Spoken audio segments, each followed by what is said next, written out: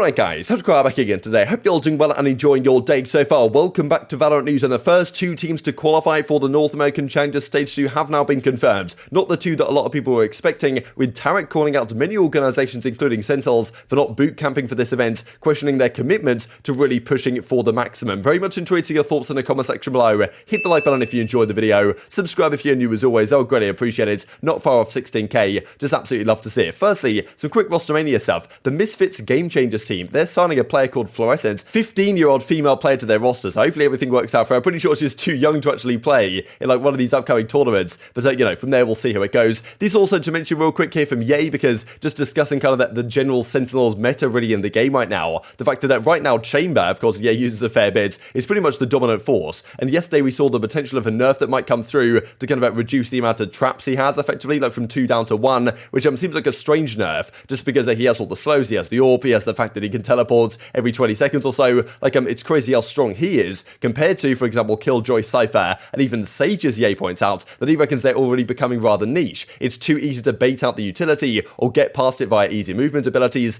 plus the entire, like, ultimates or setups Killjoy, Cypher can be broken by 4 different agents with, like, you know, a couple of $200 abilities, right? So, very interesting stuff. Do wonder what they think about this kind of meta in general, because since they introduced Chamber, he's pretty much been the dominant Sentinel by a long way, even though he's almost not really built quite like a Sentinel, right? So maybe Ye would like to see some changes there in terms of how things go going forwards. But of course, we'll talk about Sentinels, the organisation, in a couple of minutes time here, because they definitely didn't have the easiest of, well, Saturdays, no doubt. But of course, today is where they can really prove their worth, right, and actually qualify through this. They'll have a chance, but it's going to be far from easy, as we'll see the brackets here in a second. Firstly, though, the teams that actually qualified, first one of which being NRG. You've got to give credit, really, to Ethan, given this situation, right? So, as he says, 2-0 version 1, proud of the men, didn't drop a single map this qualifiers, job's not done, though. We got here last time and blew it, right? So that's the thing, they got to challenges, they were 1 in 4 last challenges. I think they looked like a much better team than kind of the 1 in 4 record implied. They took like pretty much everyone to a game 3, which they often didn't win them. But well, as Ethan says, he joined the team in place of Android, of course. There was some talk, okay, should Android have stayed, should Tex have gone? And but Tex actually showed up massively yesterday, so credit to him. But as Ethan says, 2018 NRG vibes, 18-0 map count to make the close qual, which is basically just the challenges, regular group stages effectively, right, to get through to the playoffs and then get through to Masters and Champions, all this type of stuff. But you know, credit to Ethan, right, because he makes the decision effectively that he wasn't happy with the way the 100 Thieves were going with their roster. He said, look, I don't want to be part of this really, I want to leave, and goes to NRG, makes that trade happen, and like it returns to NRG as he was in the Counter-Strike days, and all of a sudden, that very first event, they've dominated the winners bracket and qualified for challenges, right? So,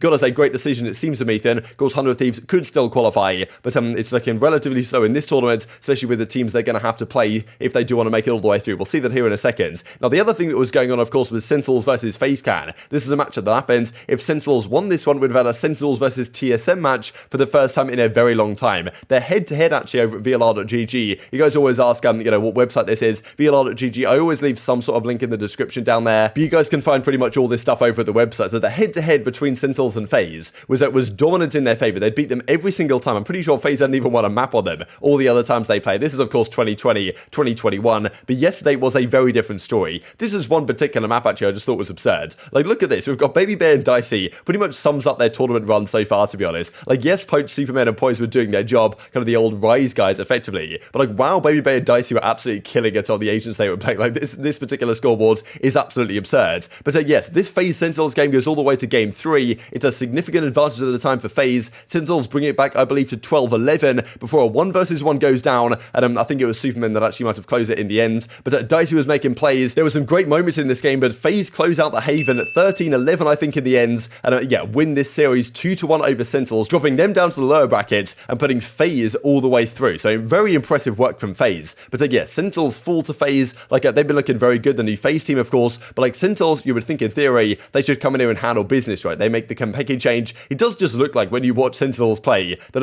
you know, it really is TenZ and friends at times, to be honest, right? Like, you just see the way everything's kind of set up around getting TenZ to go off, and sometimes TenZ just does go off and drop 30. But that's the thing to me, that this team is still set up in such a way that if TenZ doesn't dominate the game, like, they really don't have, like, any win conditions, right? Which is a bit of a concern. Well, it's more than a bit of a concern, especially when you play some good teams. So, like, yeah, they fall 2-1 to FaZe. That's a tough time for them. But I wanted to share some of the words that Tarik had on this, right? Because not just directed towards Sentinels, but Sentinels certainly in the discussion here of the teams that didn't decide to do a boot camp for this event. TenZ is still out there in LA. The players are kind of in their own places. Whereas at some teams, the likes of FaZe, TSM, like 100 100 Thieves. They've all boot camped, right? They've got all the players together in kind of a LAN environment, playing with each other. Like, as Tarik says, this is like one of the most important tournaments of the year if you want to qualify. And he's kind of questioning the commitment of teams like Sentinels if they're not willing to go this extra mile. Official Riot events, they're happening, what, 3 or 4 times a year? And they're the most important events.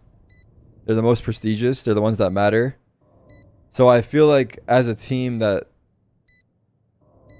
wants to succeed and have good placings, I feel like it's unacceptable to not be boot camping or playing these matches together, like on LAN, so that everything is maximized efficiency, maximized productivity, everything. And I feel like there are teams that are doing it, but there's a lot of teams that aren't. So to me, it kind of has me question how committed they are to actually winning. Because I feel like in CS, this would be a no-brainer. So honestly, I think this is a pretty good take from Tarik, right? He kind of implies at the end there that, like, look, if this is the Counter-Strike days, this would be a no-brainer, right? This is a huge tournament. You have to qualify here for the challenges, or what are you going to do? And he's kind of saying, look, teams like Sentinels, other teams as well, they might be, like, not really taking it as seriously, or maybe they think that, like, it's going to be easy for them, and therefore they don't necessarily need to go this extra step. But, like, look, if you don't do it, they might not make it, right? They might not make it today. The second qualifier in a few days' time, like, they might not make that as well. It is far from guarantees. Even T1 Curry says, right, that they've been struggling with their internet issues, and they're going to fly out to Dallas next week and effectively do a boot camp for T1 for this event, right? So they're kind of saying, okay, look, this didn't work out for us not doing a boot camp first time. They lost last night, I believe, and now they're going to try and go again and actually do a boot camp second week around. So thought some interesting takes really from Tarik, saying they're like, look, Sentinels and other teams have to really step up their commitment to the cause, because if you are Sentinels, it's quite an interesting point, really. They're like, okay, if you're TenZ, if you're ShahZaM, these guys have a big stream, big following. Maybe in the back of their mind somewhere, they're thinking, well, look, if we don't qualify, if we don't make it, like, it's not the end of the world, right? We still got the stream, still got all this type of stuff, but like, obviously that's not really going to cut it for the fans and for the organization in general. You do wonder why they're not kind of going this extra step, given the importance of this tournament, right? And you think that, like, at least for a week, get somewhere, do a boot camp, like, get some prep in beforehand, and kind of almost guarantee yourself qualification through. But the way things are going, it's not looking so good for them. These were kind of the overall stats in that series versus FaZe. They fall 2-1 to Sentinels. TenZ on the whole is, doing kind of what he does, to be honest. That was that ridiculous game 1 here on Ascent, when it's that babybay and Dicey just absolutely dominating. Game 2, they bounced back on Bind 13-7, and then game 3 on Haven, it was really Dicey taking over the situation, right? So this Kanpeki move so far, not seemingly working out all that well, but, of course, they've got a losers bracket run to come up later on today. But FaZe Clan go on to qualify for the event. The first team, well, I guess the second team, because I'm pretty sure NRG did it slightly earlier, but they played TSM in their kind of qualification game, a ridiculous game here on Haven. It goes all the way to overtime, and a FaZe in game 3 overtime,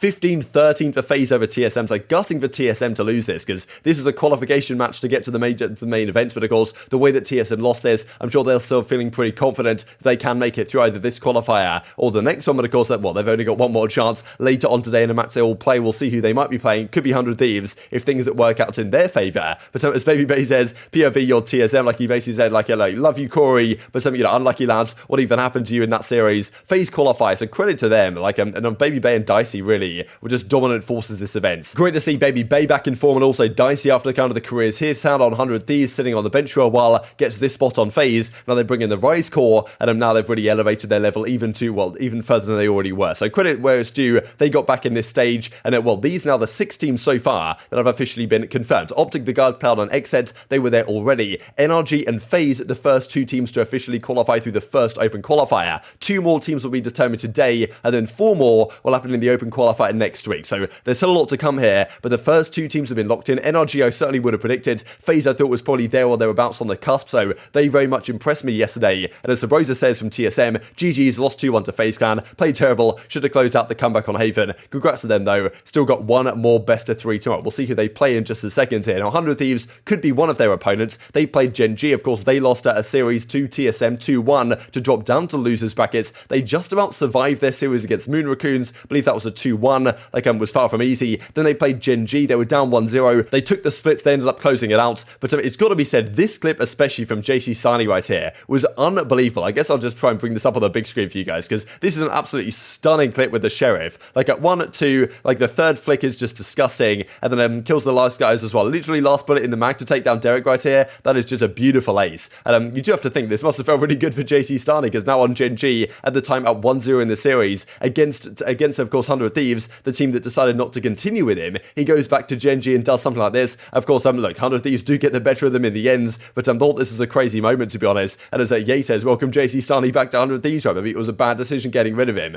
But of course, look, they do end up winning the series, so we'll see how they fare going forwards. But yeah, far from straightforward for 100 Thieves to make it through so far. And yeah, this from Asuna as well. 2-1 against Gen.G, just had to warm up on that first map, right? So yeah, definitely the slowest start for them. But I think they got like 13-2 or something on game 1, but they turned the series around and they won the final 2 maps as well. So 100 Thieves stay alive. But you just got to think, like, this bracket is so stacked, right? You've got teams like T1, like all these guys, Ghost Gaming as well, of course, because they got double rounded. Like all of these teams are going to be there in the second qualifier. You really want to qualify today. You don't want to have to leave it to that last chance saloon in the second qualifier in like a week or so's time, because well, it might not go too well for you, to be honest. So 100 Thieves, they're going to have to do the job today, as are Sentinels, of course. And as I said, they don't absolutely have to, but you certainly want to get it done. And as TenZ, they beat NYFE, the New York Fury, 2-1, so far from easy again. But GG's with them, got to clean some stuff up before the next matches, he indeed says. So the way Sentinels are playing right now, I'm not convinced they're going to qualify today, but still, when you've got a guy like TenZ on your team, anything honestly is possible in terms of takeover potential. But anyway, let's have a look at the bracket, how it has played out. So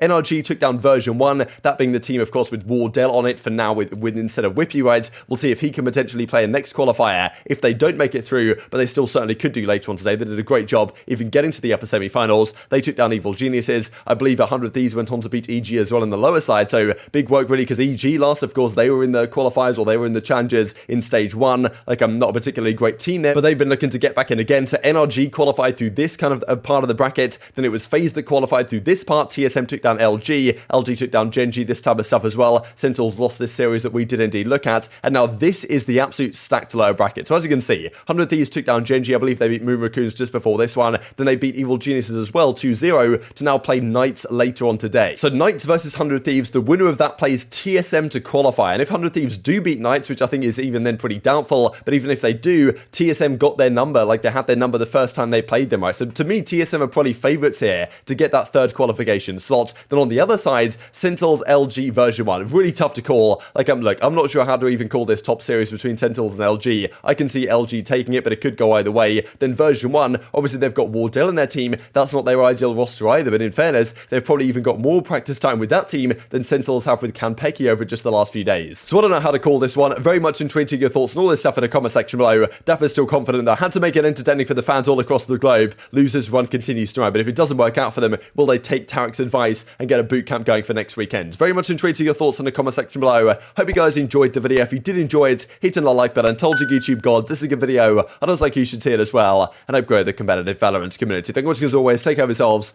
and we'll see you next time.